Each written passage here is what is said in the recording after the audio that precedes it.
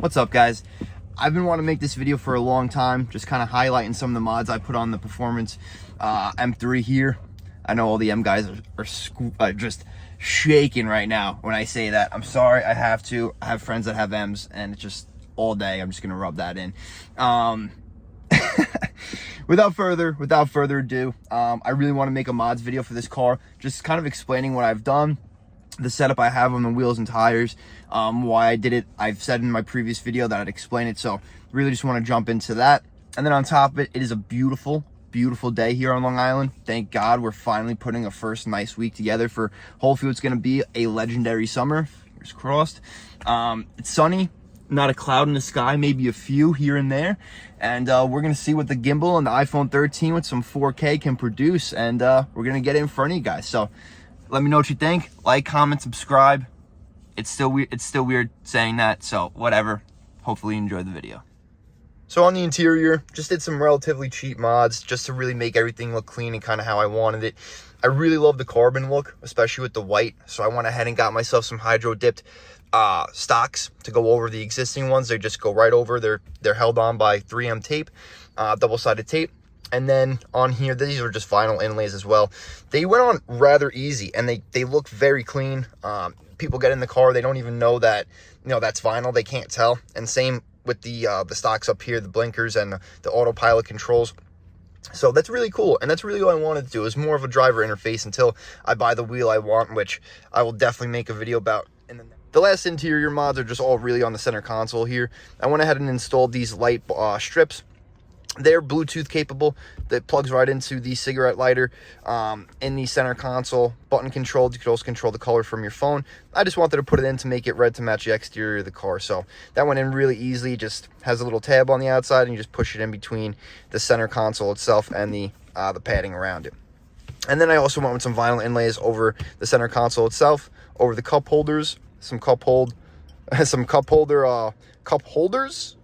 Little play on words there, but this actually ripped off from me just cleaning the interior of these, or the inside of these, quite often. So I stopped really rubbing these down as much because this was absolutely a pain to get in. Like, you can't see it, but there's a clip underneath here, and you kind of got to smash it in over the plastic. So I already did the vinyl, and then I put this in, and there's 3M tape on either side. So yeah, definitely don't want to break this, because I don't want to have to take it out and replace it and maybe damage some things around it. The only complaint, as I'm sure you've probably already seen, are some just air bubbles I have on the vinyl. With the roof the way it is with the glass, this tends to get really hot, so it's kind of hard to eliminate all these. I do wrap cars, and I did post heat this. I don't know what type of vinyl it was. I mean, it laid very nice, it laid very clean. But I thumb them out, I heat treat it again, and they always, some of them, tend to come back in the, in the summer heat that we're having here. And last but not least, I just added a tray in here from Amazon, so it's not just a huge empty hole in there. And that's really it. That's all we got for the interior. So we're going to move on to the exterior and show you some shots. So starting with the exterior here, we're going to go with the front setup. So we've got the 18-inch wheels from Tesla, and what we really wanted to do with the setup was make sure that we're gripping in the front.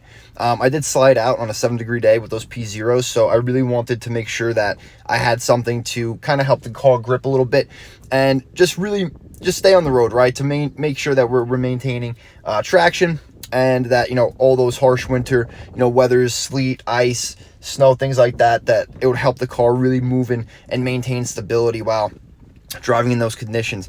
Now that we do have a summer weather kind of coming in, I do plan on switching those back out to the 20s with the Pirelli P0s, but nevertheless. So heading into the side markers here, I went with a carbon overlay right over those those cameras, those blinkers. It laid perfect. It's just a hydro dipped plastic cover. 3M double-sided tape on the back, the same as the mirrors here. Just looks super clean, right? I really wanted to emphasize that this is a performance vehicle, and kind of do it in a clean yet subtle way. Shout out to Street Speed 717. Love this sticker. My name's Nick, so I got Saint Nick with the bazooka and the candy cane. Thought that was cool. And just a highlight on the stockies that they came with, I don't think those are the turbine wheels. I have to check what the actual name of those wheels are, but they come with the Pirelli P0s 235 35 by 20s. I couldn't put the 18-inch wheels on the back because, as you just saw, they were rubbing. The caliper was rubbing, so we couldn't do it. I didn't want to shave them down, so we just went with the dual setup with the dual motor, and that seems to be working fine. Moving into the spoiler, this came stock with the Performance, but I really just wanted to show it off because the carbon is just absolutely beautiful.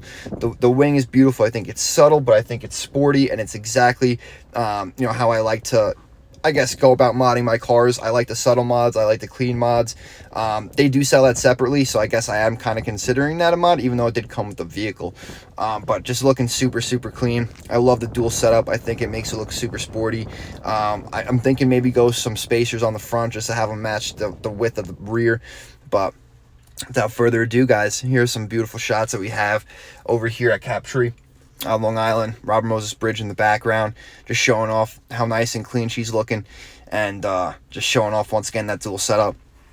It wasn't on purpose. I didn't go out, looking to do this kind of setup. I really just did it to, like I said, get the traction. When I found out that the rears weren't going to fit because of an offset from the factory, I just decided to rock with it. Called Tesla. I said, hey, listen, can I run 2 different setups? They said, drive the car around. If you're not getting any error codes, you're good to go. So we kept them on, and we get a lot of questions about them, especially from Tesla themselves when I bring it in. But I think it's unique. I think it helps the car, kind of, like I said, bring on that sporty look. And once again, it really does help with, rain, snow when we had it, sleet when we had it, and those colder temperatures, just making sure that we stick to the ground, and we don't have no blowouts or anything like that. Anyone from Long Island, LIE this year was brutal, so we had a blowout on the Pirelli P0. No surprise there, and that was actually right before I got these wheels in. So yeah, enjoy the rest of the shots, enjoy the rest of the video, like, comment, subscribe, and I'll see you in the next one, guys.